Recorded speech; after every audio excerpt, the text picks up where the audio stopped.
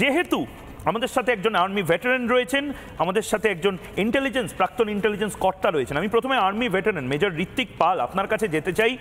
Major পাল, খুব অদ্ভুত লাগছে যে একটা সময় আমরা যারা আপনাদের মতন হয়তো কাশ্মীর বা মণিপুরে সার্ভিস করিনি, আমরা যারা সিভিলিয়ান, কিন্তু আমরা বই পড়েছি, আমরা খবরের কাগজ দেখেছি, আমরা কাশ্মীর পরিস্থিতি ফলো করেছি। একটা সময় কাশ্মীরে সিস্টেম্যাটিক্যালি চেষ্টা হতো ভারত সরকারের থেকে, অর্থাৎ ভারত সরকারের কোনো আমলা, ভারত সরকারের কোনো এজেন্সির লোক, ভারত সরকারের কোনো জওয়ান, আধা সেনাবাহিনী, মিলিটারি কেউ আসলেই পাথর দিয়ে এমন একটা পরিস্থিতি তৈরি করা হতো, গ্রামে গ্রামে কাশ্মীরে রটিয়ে দেওয়া হতো, এই মেয়েটাকে তুলে নিয়ে গেছে, এই মেয়েটা শ্লীলতাহানি করার জন্য এরা এসেছে।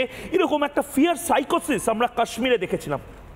আমরা বাংলাকে কাশ্মীর বলছি না, কাশ্মীর সত্যিই আবার হামিনস্ত ভূস্বর্গে পরিণত হয়েছে, স্বর্গে পরিণত হয়েছে। কিন্তু কাশ্মীরের এই রোগটা কি এবার বাংলায় ছড়িয়ে পড়ছে?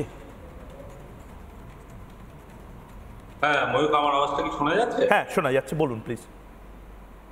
হ্যাঁ, আমি সেনাবাহিনীতে ছিলাম এবং আমি যখন কাশ্মীরে সার্ভ করি, আমরা যখন কোনো অপারেশনে যেতাম, যখন আমরা খবর পেতাম যে অমুক জায়গায় অমুক লোকেশনে কোনো টেররিস্ট লুকিয়ে আছে এবং তাকে ধরতে যখন আমাদের অপারেশন লঞ্চ করা হতো, আমরা যখন সেই পার্টিকুলার বাড়ির দিকে অ্যাপ্রোচ করতাম, তখন আমরা দেখতাম যে যারা কাশ্মীরি মহিলা রয়েছে ওই গ্রামের, যারা বাচ্চারা রয়েছে এবং যারা বয়স্ক সিটিজেনরা রয়েছে, তাদের দিয়ে এই উগ্রপন্থীদের একটা সুরক্ষা বলয় তৈরি করে দেওয়া হতো, যাতে আমরা উগ্রপন্থীদের দিকে না পৌঁছাতে পারি।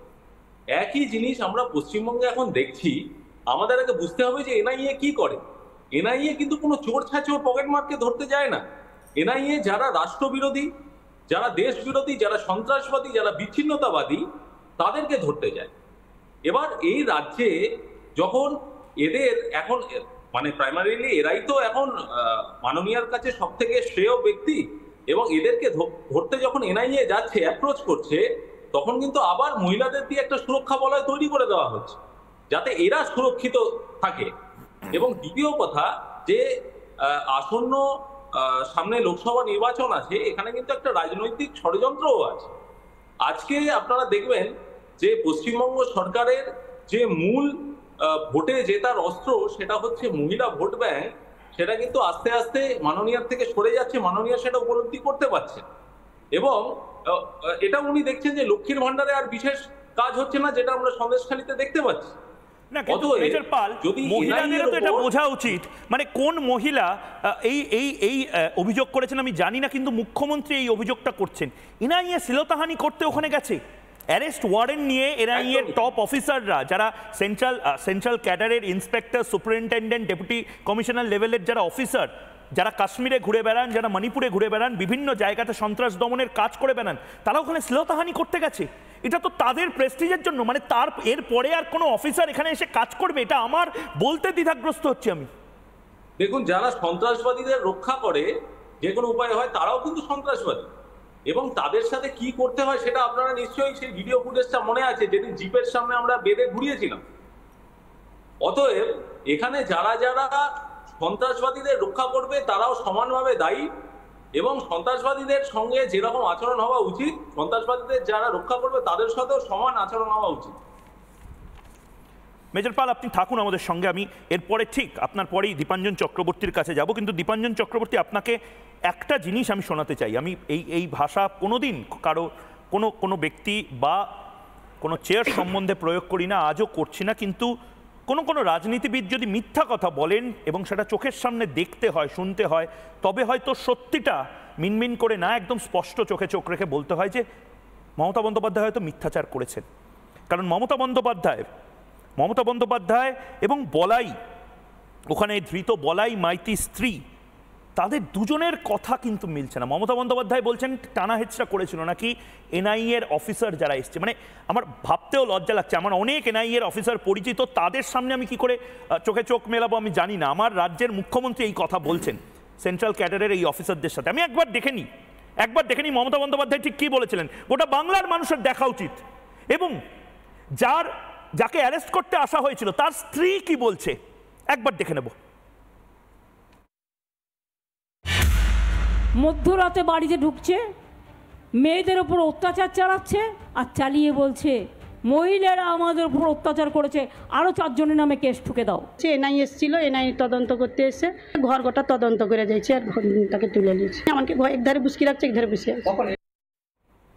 দীপাঞ্জন বাবু, হয়তো আবার আমাকে নোটিশ পাঠানো হবে, হয়তো আবার মিথ্যে মামলায় 4বার পুলিশ স্টেশনে ডাকা হবে, কিন্তু এটা তো সত্যি কথা। মমতা বন্দ্যোপাধ্যায় যেটা বলছেন, যিনি অ্যারেস্ট হয়েছেন তার স্ত্রী সেই যে কথা, সেই কথাকে সাবস্ট্যান্সিয়েট করছেন না।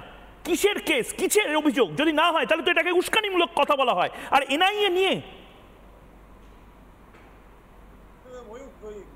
জানি না, আমার বাংলা বোধহয় একটু দুর্বল। হ্যাবিচুয়াল লায়ারের বাংলাটা কি হবে তুমি ভালো বলতে পারবে। ওই ভদ্রমহিলা উনি হ্যাবিচুয়াল লায়ার, ওনার জীবনের শুরুটাই তো মিথ্যা নিয়ে হয়েছে।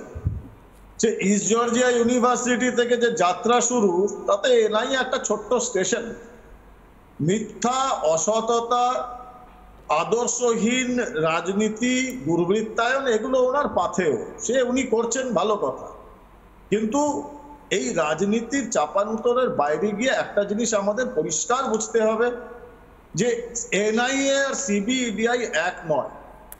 এনআইএ কিন্তু সাধারণ দুর্নীতি বা কোনো অপরাধের বিচার করে না বা তদন্ত করে না। এনআইএ মুম্বাই হামলার পর খুব স্পেসিফিক উদ্দেশ্য নিয়ে তৈরি করা হয়েছিল, এবং সেই উদ্দেশ্যটা একটাই, যদি রাষ্ট্রবিরোধী ষড়যন্ত্র থাকে, বিশেষ করে যেখানে বিস্ফোরক ব্যাপারটা জড়িত থাকে, সেখানে এনআইএ আসবে।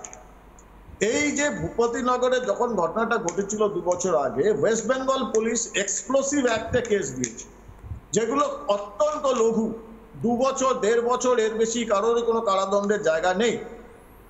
সুপ্রিম কোর্ট অনুযায়ী সে যেহেতু 2 বছর 3 বছর, তাদের অ্যারেস্টের ব্যাপারটাও আসছে না।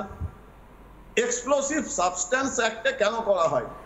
কারণ এক্সপ্লোসিভ সাবস্ট্যান্স অ্যাক্টে আসলেই এনআইএ এর আওতায় চলে আসে, এবং এনআইএ নিজের ইচ্ছায় যায়নি বা কোনো রাজনৈতিক দলের ইচ্ছায় যায়নি। হাইকোর্টে একটি পিআইএল হয়েছিল, সেই পিআইএল এর অংশ হিসেবে হাইকোর্টের রায়ে এনআইএ তদন্তে ঢুকেছে। কারণ সমস্যা হচ্ছে উনি কিছু লুকাতে চাইছেন। কি লুকাতে চাইছেন এটা বাংলায় খুব পরিষ্কার হয়ে গেছে। বাংলার মানুষ এখন বুঝতে পারছে যে ওই তথাকথ বহিরাগত বলে একটা সেন্টিমেন্ট তৈরি করা, তার পেছনে শুধু দুর্বৃত্তায়ন নয়, রাষ্ট্রবিরোধী একটা বিশাল ব্যাপার চলছে, এবং সেটা বাংলার মানুষ বুঝতে পেরে গেছে, জেনেই উনি আতঙ্কিত। আর এই যে বলে যাচ্ছেন মহিলারা হাতা খুন্তি নিয়ে এগিয়ে আসবেন, ওনার ভাষা নিয়ে আমি বললাম না, কারণ প্রত্যেক মানুষের ভাষা, তার শিক্ষা, তার গ্রুমিং, তার পারিবারিক পরিস্থিতি, সেটার উপর ডিপেন্ড করে, সেটাতে আমার সহানুভূতি থাকবে। কিছুদিন আগেই একটা জনসভায় 2 অক্ষরের একটা গালিগালাজ করে দিয়ে বলেওছিলেন যে এটা যদিও কমন ভাষা, জানি না আমার মুখে এরকম কমন ভাষা বেরোয় না, মুখ্যমন্ত্রীর বেরোয় হয়তো, কিন্তু এটা আমার বলা উচিত হয়নি, কারণ আমি রেগে গেছিলাম। উনি রেগে গিয়ে এই বলছেন যে এনআইএ আসলে কি মেয়েরা ওই শাখা পলা চুরি পরে বসে থাকবে? এগুলো গুন্ডাদের ভাষা।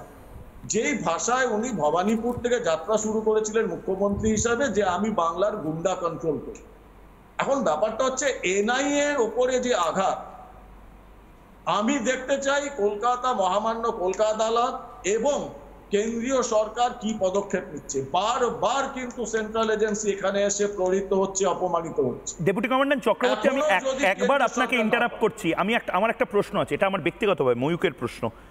এই প্রশ্নটা আসছে তার কারণ বহু মানুষ সকাল থেকে আমাকে এইটাই বারবার মেসেজ করছেন এবং জানতে চাইছিলেন, মানে জবাব চায় বাংলাতে আপনারা যারা বিশেষজ্ঞ আছেন এটা নিয়ে আলোচনা করুন, তারা চান এটাকে শুধুমাত্র আপনিও হয়তো ডাইলিউট করে ভবানীপুরের গুন্ডা দমন বা গুন্ডাদেরকে কন্ট্রোল করা ইত্যাদির মধ্যে রাখছেন, কিন্তু একটা বড় সংখ্যক মানুষ এটা প্রশ্ন করছে আতঙ্কিত হয়ে, যে এটা যেটা মেজর ঋত্বিক পাল আতঙ্কিত হয়ে বলছিলেন এবং অবাক হচ্ছিলেন, এটা আবার কাশ্মীরের মডেল তৈরি করার চেষ্টা নয় তো, কাশ্মীরের মৌলবাদের মডেল? দীপাঞ্জন বাবু, তারপরে আমি রাজশ্রীর কাছে যাচ্ছি। না না ময়ূক, ব্যাপারটা দেখো, ভবানীপুর যেটা বললাম সেটা আমি বলেছিলাম যাত্রা শুরু বা ফেক ডিগ্রিজ জর্জিয়া, ওগুলো যাত্রা শুরু, মাধ্যমিক টাধ্যমিক।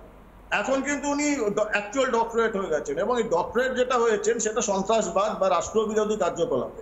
আমি পরশুই তোমার চ্যানেলে বলেছিলাম যে আমার মনে হয়, আমি বিশ্বাস করি আমার ব্যক্তিগত, যে পশ্চিমবঙ্গের এই সীমান্তবর্তী জেলাগুলোকে নিয়ে একটা পাক অকুপাইড কাশ্মীরের মতো একটা স্বাধীন সোকল রাষ্ট্র বানিয়ে তার রাষ্ট্রপতি হওয়ার ওনার ইচ্ছা রয়েছে, এবং এটা ভয়ঙ্কর। যে এই ঘটনা কিন্তু আমি মেদিনীপুরে দেখতে পাচ্ছি। এটা যদি দক্ষিণ 24 পরগনা বা ওই মালদা, মুর্শিদাবাদ, নদিয়া সীমান্তবর্তী এলাকা হতো তাহলে আমরা বুঝতে পারতাম অঙ্কটা অনেক সঠিক। কিন্তু এখন দেখতে পাচ্ছি যে আমাদের আতঙ্ক বা আশঙ্কাটা আরো অনেক বেশি।